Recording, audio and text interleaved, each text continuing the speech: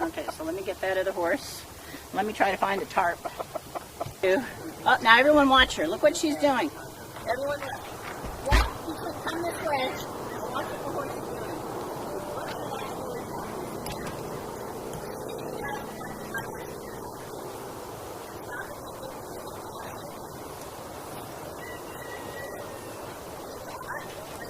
I was picking her up already.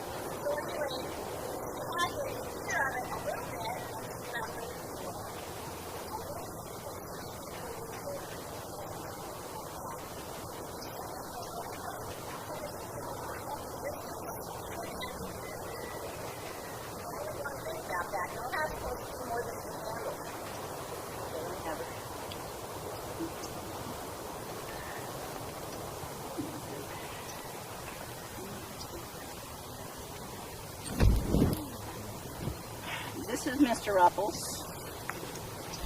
I don't know why he's in here. Get out of here. Not even your area.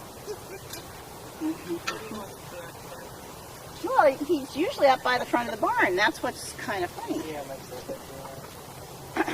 Okay, this is Nikki. She's been on some of the Facebook things, but she's not real exciting because she's fairly broke. So I usually put the horses that are learning things. She's a 4-year-old, and she's owned by Vicky over here. And she's a half-sister to one of the babies over there. Huh? Oh, that's right. The one that I showed in dressage is also her half-sister. We have a lady here who has $1 million mare, and so we get these wonderful babies. And so anyway, this is one of them. And she came out of the womb short. So, of course, I immediately wanted to buy her. And make a long story short, no, she'll grow, she'll grow. We gave her lots of food and everything, and she stayed short. So everybody look at Vicky. Vicky, can you stand up? Oh, she is standing up. So Nancy was a great person, and she broke the horse for Vicky, and Vicky now owns her. So anyway, we take her out on the trail. She's pretty good. I mean, we don't worry about her too much. We do bit her, which is another thing that I'll teach in a seminar. We teach them to yield to the bit from the ground. It's a cheater's way of knowing how to ride and you're not in the saddle. Ideally, everyone should do all the bitting stuff in the saddle. You should learn to do it with your hands. And the reason that I don't always do it with my hands, I mean I can, is because I have to work for people who aren't going to spend 6 years learning how to ride and taking lessons. So if I teach a horse to bit and the horse goes home and somebody has a round pin, the horse is going to learn to yield to that bit even when somebody is releasing when they shouldn't.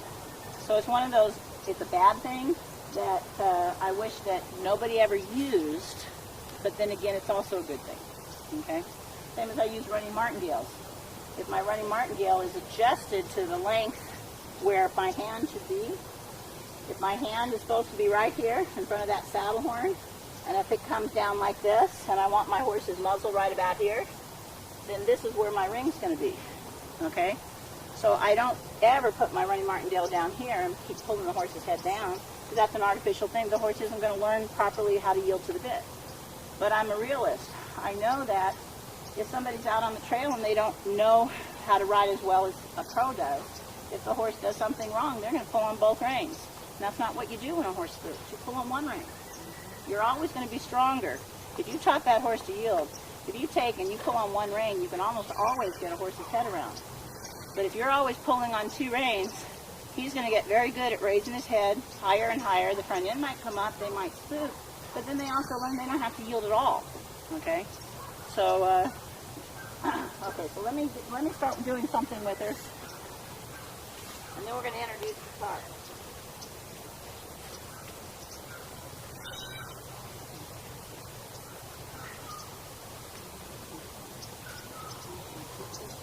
And by the way, this horse is good because she was born here, she was imprinted here, she was roped here. She's one of the lucky horses that has never had anything wrong happening to her. Did I say that right? I don't. I mean, it's not bragging. What I mean is, yeah, she's had no bad experiences. She knows that I always get my way. She's very happy with that because she's never known anything differently. And I don't work with babies every day. Her sister is on a twice-a-week schedule just because she knows how to tie. And, you know, I hate to have a horse never touch, and the only time they're touched in the first 2 years of their life are by the horseshoer and the vet. You know, so her sister gets out, gets a little bit of work, and gets her tying up time. Ideally, I handle a baby at weaning time. I don't care if they're wild and crazy at weaning, because if you rip their mother away from them, then they're going to be very happy to have a substitute. So if you don't work with your baby up until the time you wean them and they're wild as a March hare, the day you wean them, you go in there and say, oh, I know, poor baby, we ripped your mother away from you. You know, and that baby's going to be right on top of you, okay? Because you're going to be the replacement. Now, and see here, do I want her playing with my rope and my stuff? No, but see, this is part of spook training. If I come over here and take this away from her, and I say, that's mine, then I'm a little bit ahead of the game. Let's say she'd never seen that before. I still take it away, because if you take something away and say, that's mine, now she's not allowed to leave. Not allowed to leave. So she said, the teacher's in here, she's not paying attention, I'll play with her rope and see how I'm watching her. But then she says, well, I think I'll ignore her, I'll go eat some grass, go check out the dog. This is the classroom. I want her to know I'm in here. She doesn't have to be right next to me because she's trained a little bit. But I am not going to let her sit there and say, and get away from me. So when she decided to eat a little bit of grass, I just said, you can keep moving your feet.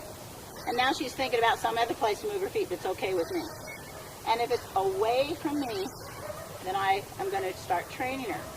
But if she's not spook trained yet, and the away from me is toward my umbrella thing, which I don't have an umbrella, or my stuff in the middle, then I'm going to kind of pretend that I don't see it and let them, because they're checking something out. But I don't want inattentiveness, okay?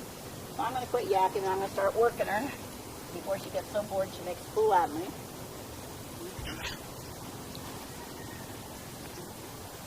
And at any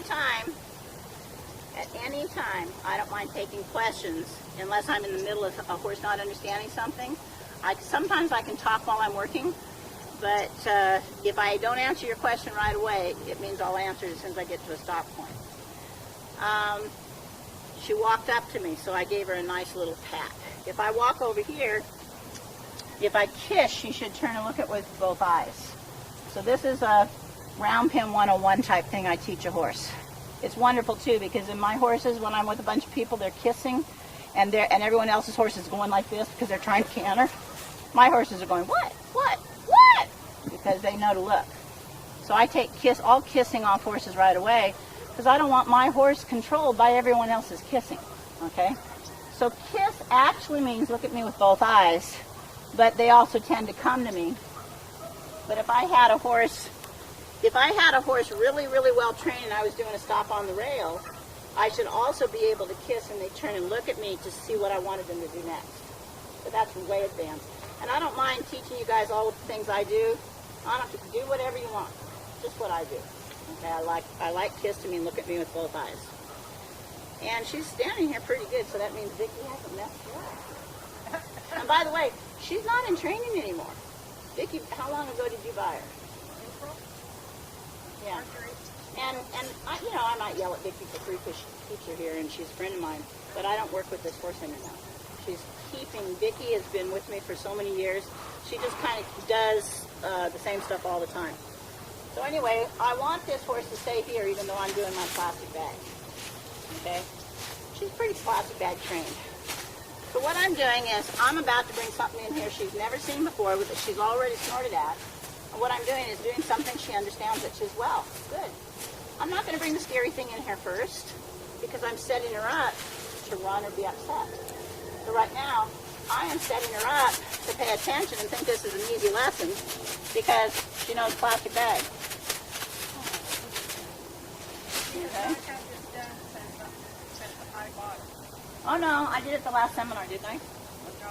No. I didn't? No. Okay. Well then, see again, when I say I'm getting really lucky, this is a horse that has had a lesson that came to a good conclusion, and so she remembers it. Okay? And wait a minute, since we do have the breeder and the owner here, was this horse really calm from the beginning? She was normal.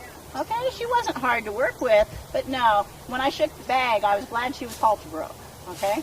So anyway, now she thinks of the bag, obviously, as nothing's really going to happen. So there I had a little bit of a startle. And now I want to see if she'll come to me while the bag's on the opposite side. Come here. Thank you. And I do smile when a horse is getting it, and it becomes a cue. It becomes a cue down the road. See, what I like is she's coming, but she's still got her ears on the bag. So that's kind of neat that, the ears are saying there's something over here, Jane. That also tells me as a trainer, I could do this a lot more, because what I really want is when I do something to a horse, they never think about it. It's not even there anymore. So when your horse's ears are still on whatever you're doing, they need more work. Okay. Let's do something. Yeah. So let's see, you want me to do this?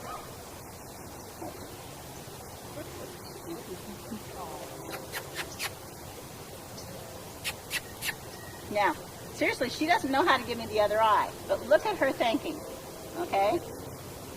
So, what I can do is I can go like this and get her to give me the other eye.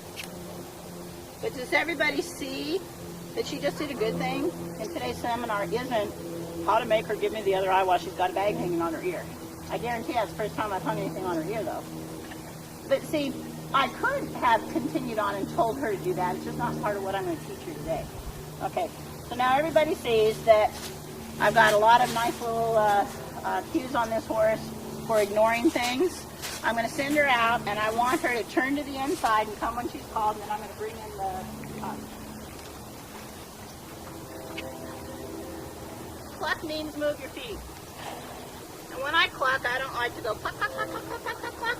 That's kind of like saying whoa, whoa, whoa, whoa, whoa, whoa, whoa. So I cluck. But I don't care if everybody else wants to go cluck, cluck, cluck. But I do know that if you go cluck, cluck, cluck, then pretty soon you have to go cluck, cluck, cluck, cluck, cluck. And then pretty soon you have to go clucky, cluck, cluck, cluck, cluck, cluck, cluck, cluck. So I just keep it simple. And again, I'm getting lucky. She's walking. And when I say lucky, this is what she's supposed to do. But I don't want a fresh horse that hasn't been worked or ridden come out here and start running. So this goes back to the lunging thing. Anytime you don't have a rider on a horse, technically you're lunging it. But if she wants to go faster without permission, I'm going to teach her turns. So let me pretend she's going faster without permission. Oh my goodness, she trotted. So, does everyone see? Oh, now that's without permission.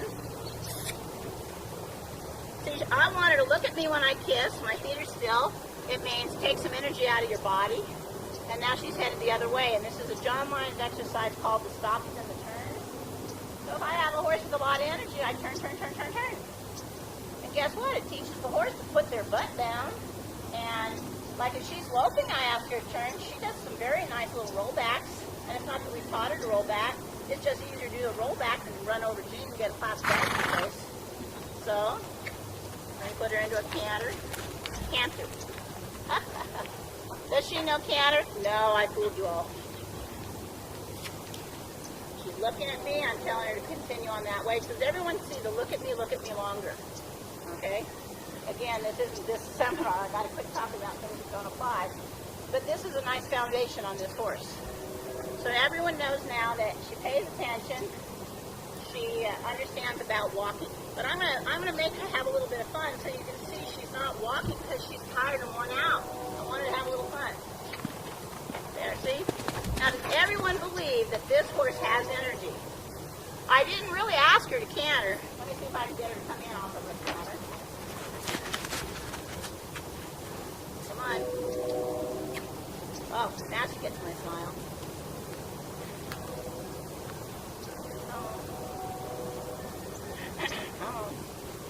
All the way. See, I like an all the way come, which is all the way until I can touch you, and then I shut him down. Now everybody clap, clap, clap, clap. Okay. So, see, now I just had you guys help. Now, see, I'm not looking at my horse. I'm not saying, oh, good girl. She got startled. She looked at you and she made up her own mind. Doesn't mean anything, and she's still standing still. Okay? Clap again. Oh. But I am getting lucky. She's doing what she's supposed to. That's why you're laughing, right? You read her the script. You told her. I did. I tranquilized her this morning, and I said, this is what I want you to do. But see, I want you guys to know she's not an 8-year-old horse that's been trained for years. In fact, we didn't start breaking her until she was 3, right? Because she was small. So this is what's neat about doing a little bit here and there, and it's always right. Now, if she had taken off, I wouldn't have cared. But see, what's really neat is if you teach them right, they might be started the first time. The second time, they're going to go, oh, you're not going to get me that again. Okay? But if she had started the second time, then I would have waited, and I would have had to do it again, and again, and again. And then pretty soon she would have just said, no. So you continue on until the horse relaxes. Okay? So now I'm going to drag that scary tarp in there, and we're going to see what she does. Now, I'm not going to look at her. I'm just going in. This tarp is none of her business. It's my tarp, okay? This is very important, what I'm telling you. I am not going to look at my horse's fear because I am not afraid of this tarp. You understand that? I never hear trainers talking about that because what do people do when their horse is snorting? They look at it. Look at it. Yeah. And as soon as you start looking at your horse, you're applying this to them. But if I ignore her and she sees that I'm not afraid of the tarp, this is a nice little training tool. Does that mean everything I want to introduce this horse to the rest of her life, I have to touch, be on the ground, blah, blah, blah? No. I'm going to teach you guys what I call concepts. Once this horse, and I never laugh if they're snorting, even though I'm trying to keep a straight face. Because when I laugh, I'm pleased. So if she came up and thought she'd take a look at the tarp, I might turn and look at her and chuckle and then look away. So all my horses know that this means you just did the right thing, even if I'm tired and I don't feel like smiling. Okay? That means you're doing the right thing. And if I chuckle or laugh, I like what you're doing. If I turn a horse loose and he's saddled for the first time, he starts bucking. Do I laugh? Heck no, because I don't think that's funny if I was in the saddle. You know, you turn your horse loose and he snorts and he's got that old Arab trot, his tail's up over his back. Am I going to laugh? Heck no, because I don't want him doing that under saddle with me on his back. So one of the things I'm always telling my customers, see, she's not doing anything wrong so I can laugh, is don't laugh when your horse is doing a behavior that you really don't want at a specific time. So when I was working with that little filly, the day or the week before I got her trimmed, I'm working on picking up her legs. And she's done pretty good. And I go to the other front leg and I pick it up, and then she does one of these numbers like that. And so she puts her knee on the ground, and she buckles that one. So she's sitting there with her butt in the air and both knees on the ground. And I said to Terry, don't you laugh. And I did laugh. But you're not supposed to laugh. And then she thought about it, and I still had hold of her foot gently. I wasn't wrenching her. If she wanted to lay down, oh my gosh, I would have twisted her leg up and I would have given her lay down exercises.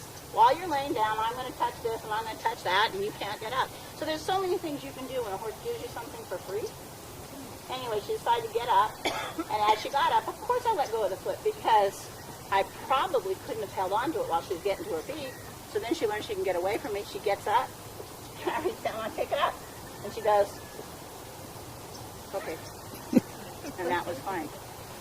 Okay, so now I have a horse that's thinking about rolling. You see that?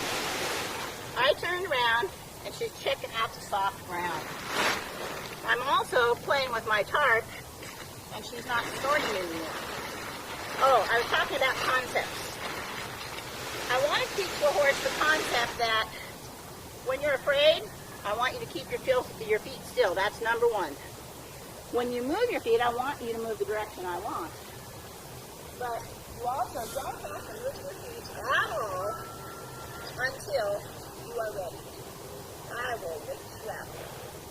Let's see if we're still getting snorts. What I'm doing is I'm setting this tarp up so that I can work her around it. Let me get a good camera angle. I gotta change it. And you notice how I don't look at her. I'm doing all kinds of stuff with this part. See, I'm looking at her at the corner of my eye. She's trying to find out if there's an exit at that end of the arena. But see, I don't watch her. And I would be extremely disappointed if she turned her back and ran up and down that fence line. It's working, but I'm not checking her right. Now I'm getting lucky. She wants to come and look at my tarp. I'm going to cut her off. This is my tarp. Hi, Nikki. How you doing?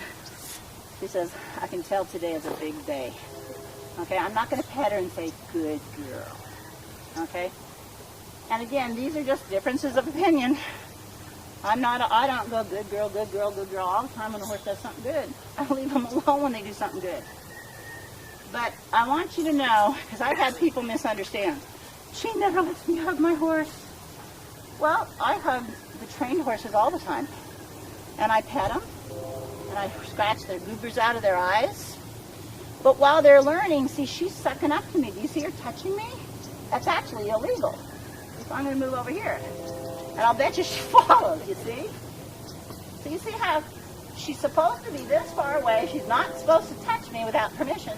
But if she does, then I can go ahead and get to work and do stuff.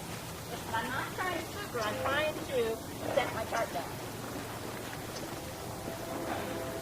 But anyway, if I hadn't trained her right while I was teaching any kind of de-spooking, if she had gone there and was pacing back and forth and looking to the outside, then I really shouldn't be doing this because I haven't laid my groundwork. She's afraid, but she's curious. And that's a horse's nature. Horses are fearful animals, but they're also curious. You put 3 babies out in a big field, throw in a Mylar balloon, they're all going to run, but one's going to say, wait a minute, I'm going to check this out. And where are the other 2 babies? Right on their butt. You know, you got the brave one, and if the brave one goes like this, ha! And goes that way, what are the other 2 going to do? They're going to go that way. Oh, and I'm really getting lucky here. She was actually going to follow me.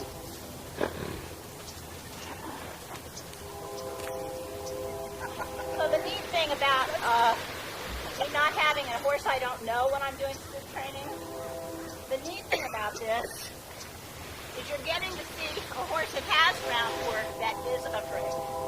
I like that. And I'm trying to get this corner real close to the fence so she can get by it.